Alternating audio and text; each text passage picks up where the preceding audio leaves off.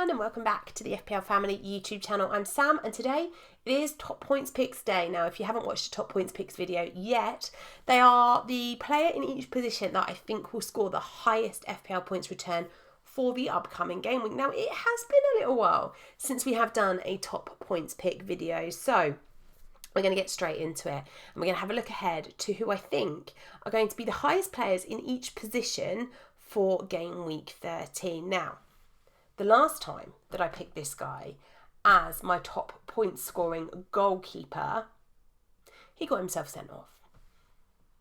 Thank you, Robert Sanchez. But I'm keeping the faith with you and going for you again this weekend. Now, Sanchez on paper has what looks to be one of the easier games of the weekend because Leeds haven't been so great in attack, although they were better in that first half against Spurs in game week 12.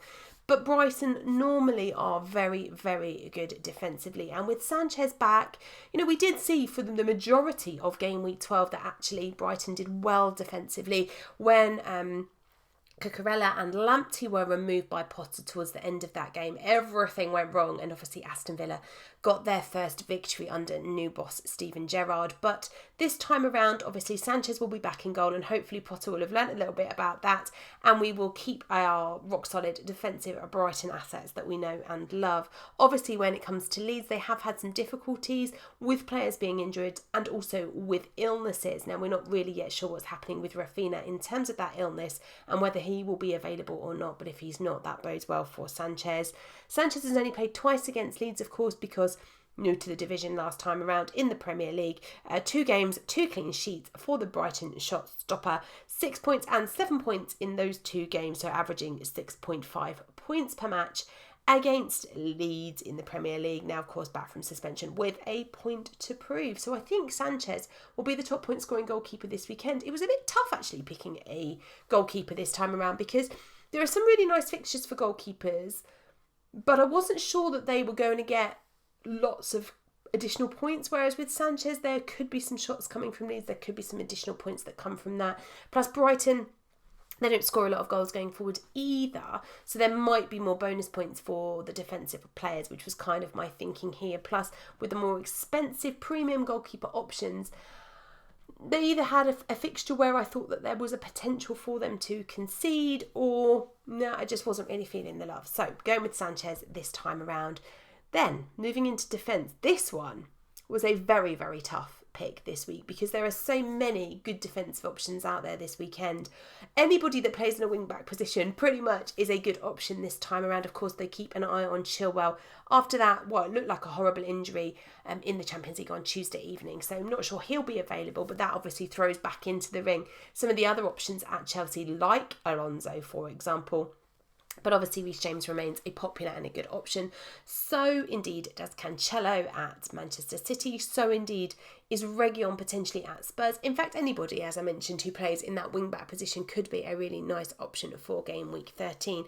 But I'm sticking with Trent Alexander-Arnold this time around. Second highest point scoring player in FPL right now, only behind teammate Mohamed Salah. He averages 5.5 points per match against Southampton, who Liverpool face in game week 13. He has returned in 6 of his 8 Premier League meetings with Southampton, and in that time has got 2 assists, 4 bonus points and 5 clean sheets. He's also first for influence and creativity amongst defenders in the game, which of course also bodes well for this weekend.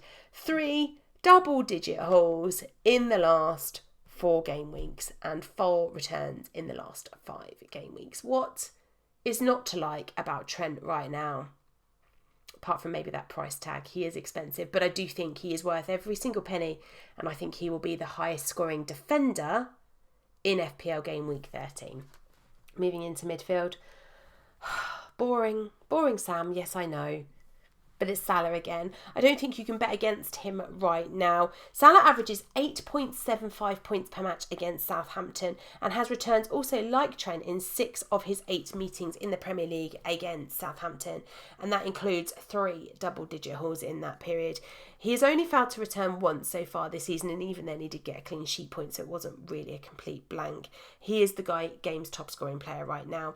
In those 6 games that he's returned against Southampton, of the 8 fixtures that he's played, he's got 7 goals, 2 assists, 8 bonus points and 6 clean sheet points. He will be surely the highest captained player this weekend because he has on paper the nicest fixture of them all. There are other good options I think that I could have gone with in this midfield area, but I do think that Salah will be the highest scoring. And then up top, maybe my Spurs bias is creeping back in. Why do I do this to myself? It's Harry Kane that I think will be the top scoring forward this week. Now, maybe I am blinkered, but I did sit in the Tottenham Hotspur Stadium on Sunday and watch Harry Kane, and in the first half I thought, what have I done? Why have I given this man my armband? Spurs were terrible. And then the second half came around and Kane probably should have scored in the opening 30 seconds of that second half. He was unlucky not to return in that fixture. Spurs have a nice fixture against Burnley this weekend. He returned in the last 6 Premier League games that Spurs played against Burnley that he's been available for. He's returned in all of them. 7 goals, 3 assists, 8 bonus points, averaging 7.1 points per match against Burnley. Obviously, things haven't really been going very well for Harry Kane so far this season, but there does seem to be a change coming. The Conte effect seems to be kicking in. We saw a lot better performance from Kane in the second half, and there's been some comments this week about how Conte, when he tells Kane to do something, you immediately see him do it on the pitch. And from where I was sitting in the Spurs Stadium, I was watching for that. And Conte called Harry Kane over 3-4 times, particularly during the second half, and just gave him some instructions, and you could physically see Kane do something slightly different. Now, for me, that's something that I'm quite positive about when it comes to FPL, because if we are starting to see some proper coaching of him in play, moving him around, getting him into better positions, that's going to bode well. Not only did he have a couple of shots on target and probably should have scored, but he also put in a couple of fantastic balls, which suggests to me that maybe the assists are coming back up. Maybe we're starting seeing some confidence from Harry Kane so far this season. So those are my top point scoring players for game week 13. So in goal, Robert Sanchez. In defence, Trent Alexander-Arnold. In midfield, it's Mo Salah. And in attack, it's Harry Kane. Who do you think will be the top point scoring players? Drop them in the comments below. If you've enjoyed the video, hit the like button. And if you haven't already done so, hit that subscribe button. I'll see you on Sunday, guys.